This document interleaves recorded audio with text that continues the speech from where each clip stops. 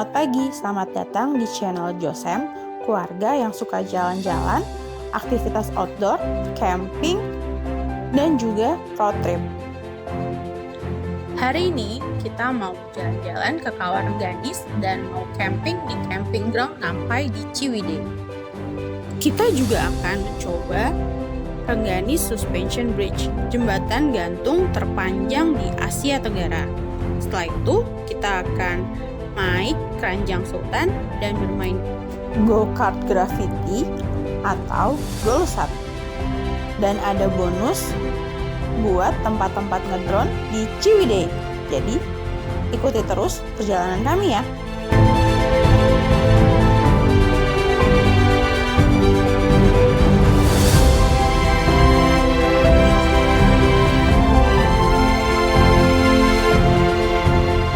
Jarak dari kota Bekasi ke Kawarengganis sekitar 170 km dengan durasi sekitar 3 jam 30 menit. Karena hari ini anak-anak sudah libur sekolah, kemungkinan jalanan akan sedikit padat. Kami berangkat dari Bekasi sekitar jam 6 pagi. Semoga jam 9 pagi kita udah sampai di Kawarengganis. Sekarang kita sudah berada di Rengganis Suspension Bridge, jembatan gantung terpanjang di Asia Tenggara dengan panjang 370 meter dan ketinggian 100 meter. Kita dapat menikmati keindahan alam yang sangat mempesona dari atas jembatan gantung ini. Dan kita juga bisa melihat perkebunan teh dan kawah Rengganis di bawah sana. Karena kita datang masih pagi, masih jam 9, jadi kondisinya ini sepi. Kita bisa foto-foto dan bisa ngedrone di atas sini. Teman-teman tidak perlu izin khusus dan tambahan biaya untuk menerbangkan drone di atas Rengganis Suspension Bridge. Tapi petugas mengingatkan untuk menjauhi kawah Rengganis karena uap panasnya bisa merusak drone. Sebenarnya ini kali kedua anak-anak naik jembatan gantung. Yang pertama, kita udah pernah naik di Sukabumi. Walaupun begitu, anak-anak tetap harus kita awasi. Walaupun mereka juga sudah berani jalan sendiri di atas jembatan gantung ini. Pemandangan dari atas ini sungguh indah. Pohon, perkebunan teh bisa kita lihat dari atas ini.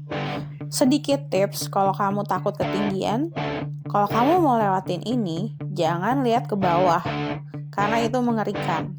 Jalan aja santai, lihat ke depan, jangan nengok-nengok ke bawah. Dan untungnya, anak-anak itu berani. Mereka tidak takut lewat jembatan gantung walaupun di atas ketinggian 100 meter. Setelah ini, kita akan mencoba Keranjang Sultan.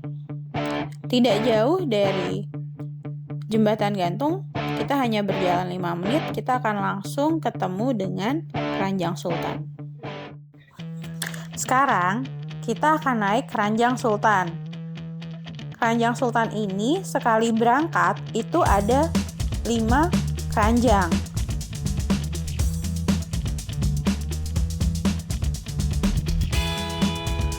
Wahana di Keranjang Sultan dibuat pada seutas kawat baja di ketinggian 70 meter dengan jarak 200 meter.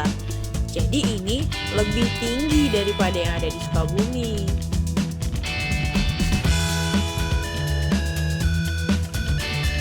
Dari atas ini, kita akan disuguhi hamparan hijau hutan belantara serta kebun teh. Dan kita juga bisa melihat kawah Rengganis.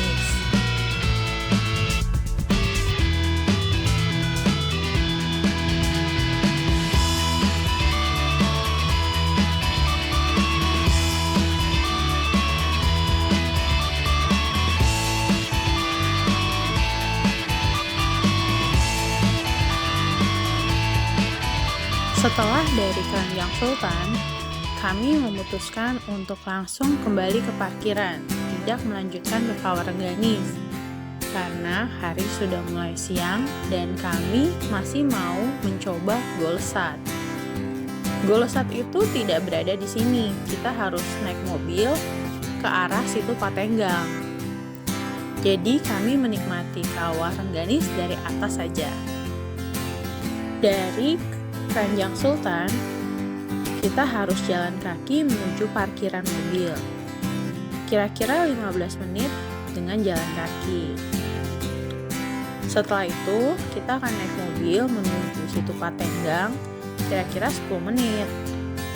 Karena anak-anak sudah nggak sabar mau main go-kart gravitasi atau golesat. Sekarang kita sudah sampai di sirkuit golesat. Saat ini, petugasnya sedang memberitahukan cara untuk bermain golesat.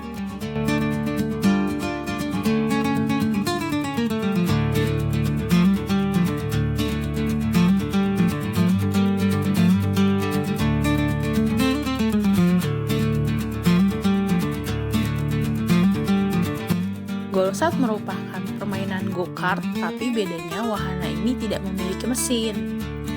Sebetulnya cara bermain di wahana ini cukup mudah. Kamu hanya perlu menarik stangnya ke bagian belakang untuk mengerem dan menarik ke depan untuk jalan.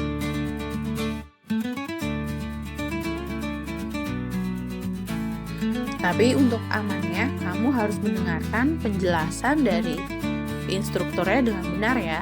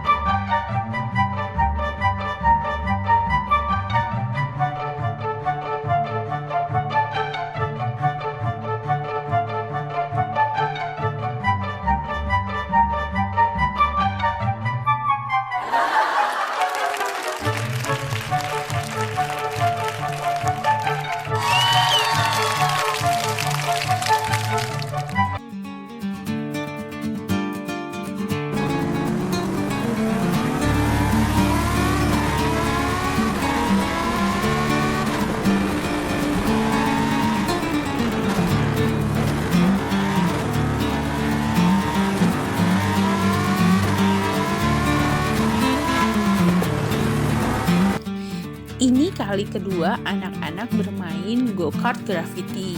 Sebelumnya mereka sudah pernah main go-kart graffiti ini di Lembang, di Noah Park. Namun ada perbedaannya. Di Noah Park, anak usia di bawah 7 tahun harus berdampingan dengan orang tua. Namun di golesat diperbolehkan.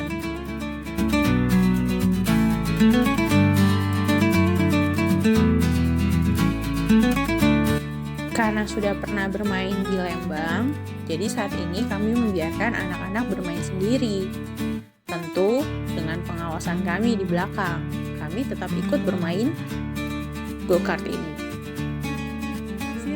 Golesat ini cenderung menurun agar kamu merasakan sensasi melesat dengan cepat. Tapi itu kan sedikit berbahaya.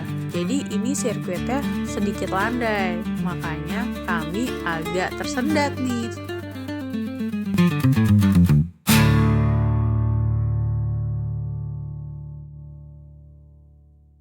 Sekembalinya kami sengaja memilih jalur yang lebih panjang dan sepi. Jalur ini merupakan jalur keluar dari area situ Patenggang yang melewati area glamping di situ Patenggang. Dan inilah perkebunan teh Ranca Bali yang terkenal indah sekali.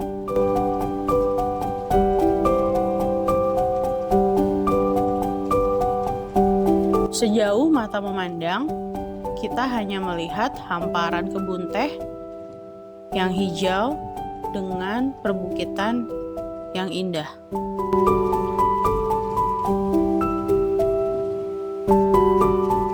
Gak salah sih, Ranca Bali terkenal karena emang seindah itu. Lihat aja nih, semuanya hijau, bagus banget. pohon-pohonnya, perkebunannya. Indah banget deh di sini. Suasana yang sepi, alam yang asri, kebun teh yang terhampar luas dengan udara yang bersih dan sejuk. Cocok sekali buat kita healing dari hiruk-pikuk perkotaan. Mata kita benar-benar dimanjakan dengan hamparan kebun teh yang hijau, mengistirahatkan mata dari polusi perkotaan. Walaupun ada sedikit rusak, namun jalur perjalanannya masih bisa ditempuh oleh mobil jenis city car, dan jalurnya dapat dilewati oleh 2 mobil. Saat ini kita memasuki kawasan perkebunan teh Sinubra. Dan kita sudah keluar dari Jalan Raya Patengan menuju camping ground Ngampai. Kembali kita akan disuguhkan dengan hamparan kebun teh yang hijau sejauh mata memandang.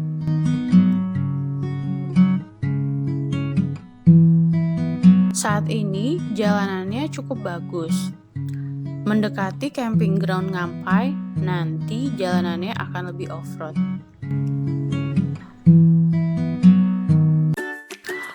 Oke, kita udah sampai di camping ground Ngampai dan kita mau setup tenda. Kita menggunakan tenda dari Arpenas dengan tipe 6.3. Kita udah pakai tenda ini lebih dari 10 kali. Jadi, semua orang udah biasa bangun tenda ini. Kita cuma butuh waktu setengah jam untuk bangun tenda 6.3 ini. Walaupun pas awal-awal kita bangun tendanya bisa sampai 2 jaman. Tapi enaknya tenda ini luas dan dia punya 3 kamar yang terpisah. Jadi anak-anak bisa tidur dengan nyaman di ruangannya masing-masing. Di tengahnya ada ruang keluarga yang bisa kita pakai untuk beraktivitas apabila di luar sedang hujan.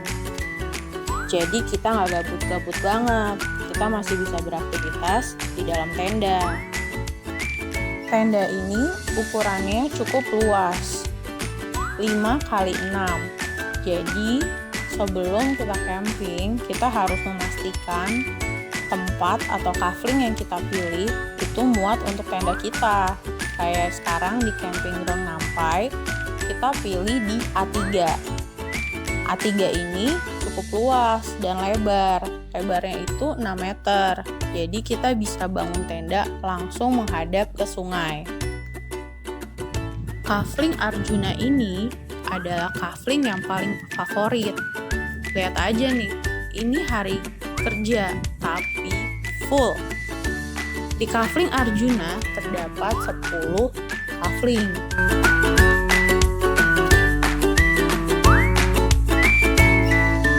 Di blok ini nggak semua kaflingnya lebarnya 6, walaupun dia juga sudah cukup besar, rata-rata 5. Dan kami perlunya 6 untuk tendanya ngadep ke arah sungai.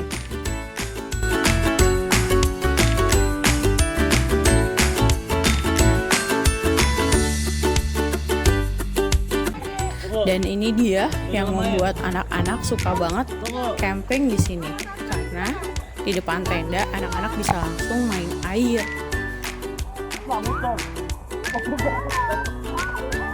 Untuk bannya kita bisa sewa di depan seharga 10.000. Istimewanya di Ngampai ini, sungainya itu alirannya nggak deras. Jadi anak-anak bisa main air dengan aman dan nyaman.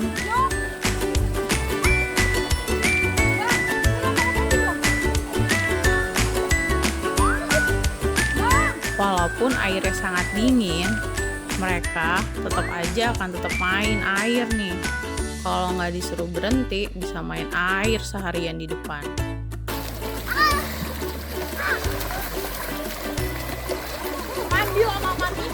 Udah.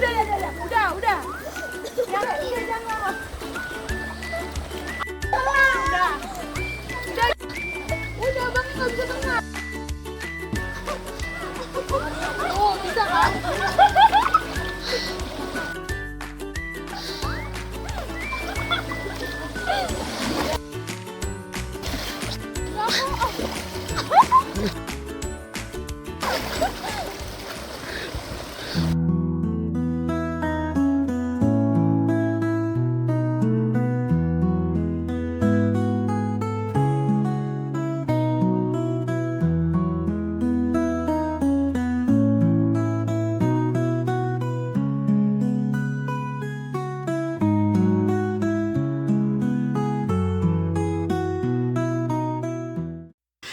Selamat pagi.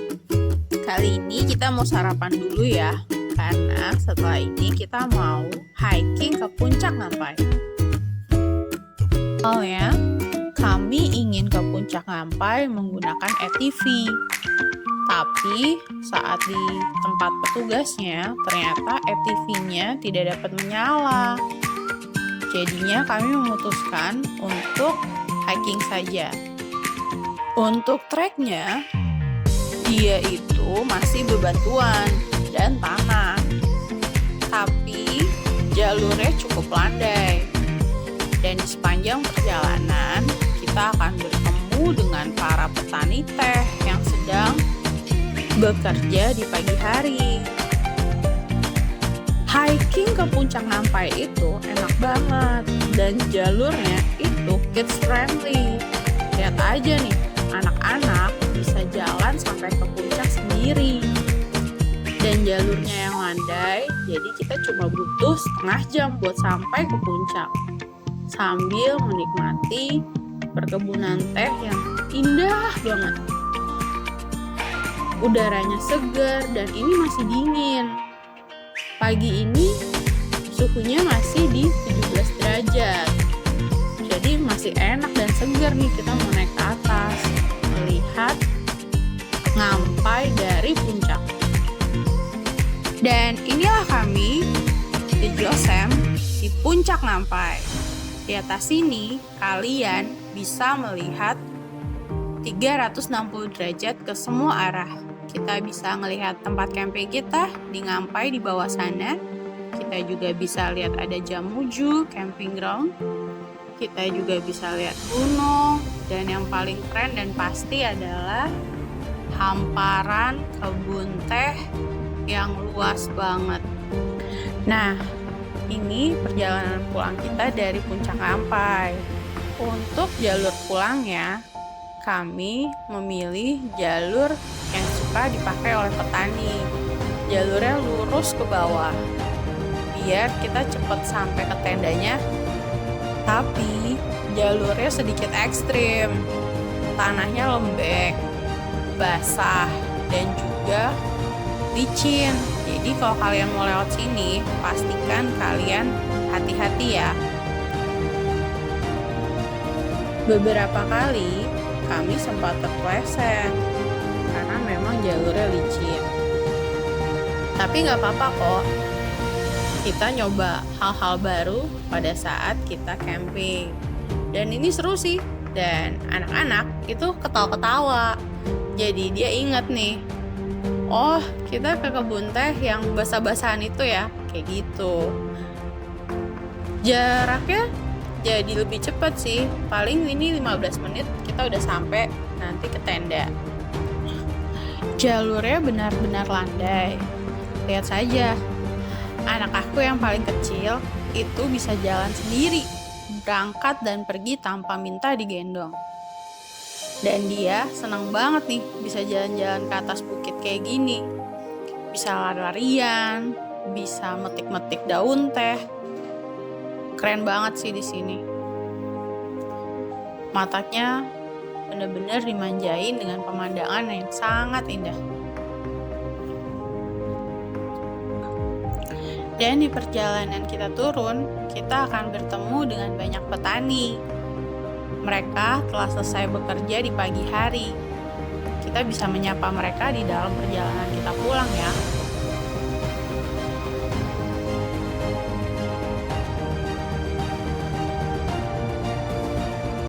Nah, kita udah selesai bongkar tenda.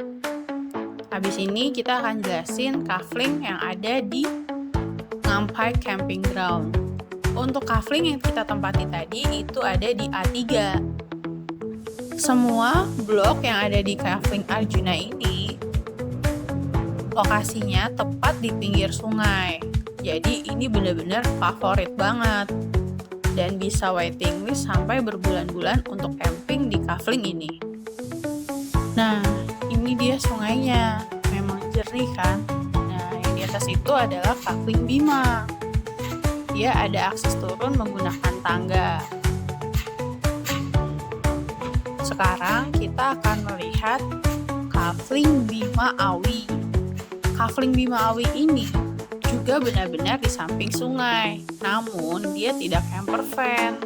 Jadi kita harus parkir di seberangnya dan membawa barang-barang kita ke kafling Bima Awi ini. Enaknya dia lebih private karena dia benar-benar di ujung. Di Ngampai juga disediakan villa. Di sebelah kanan kita tadi adalah Villa Imelda. Di sini kawasannya banyak pohon pinus, jadi kita bisa pasang hammock dan kita juga disediakan tempat duduk-duduk nih buat bikin api unggun. Adem banget sih kalau milih yang di atas ini.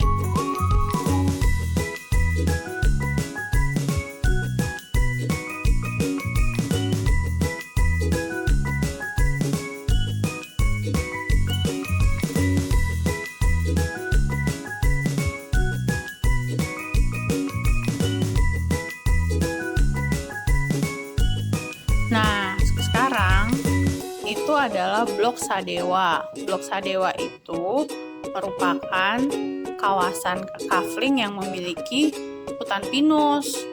Jadi, tenda kita tuh ada di bawah pohon-pohon pinus dan di sini adem banget dan rindang.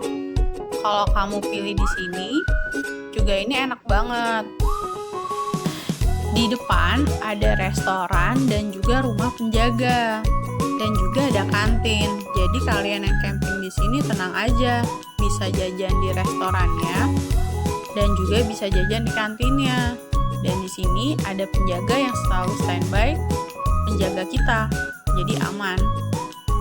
Sekarang kita udah keluar dari Ngampai Camping Ground. Kalau orang bilang awalnya Ngampai itu indah, sebenarnya buat kami jalur pulang dari Ngampai itu lebih indah banget karena bener-bener jalurnya itu lewatin kanan kirinya perkebunan teh. Lihat aja nih, udah deh, pokoknya bagus banget. Kalian gak usah takut akan ketemu mobil yang papasan karena pengelola sudah mengatur jalur masuk dan jalur pulang dari Ngampai ataupun Jamuju ini sebenarnya hanya dapat dilewati satu kendaraan.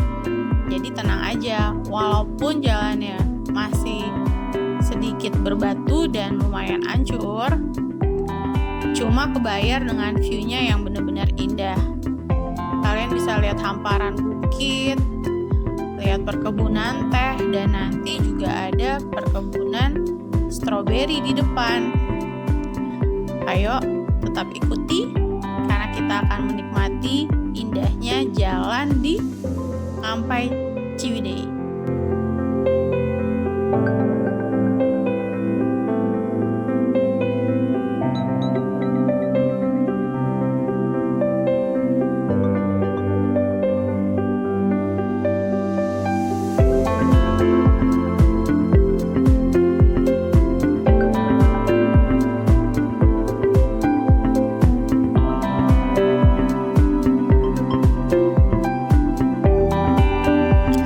Terima kasih buat kalian yang sudah menonton video kami. Tetap dukung kami ya.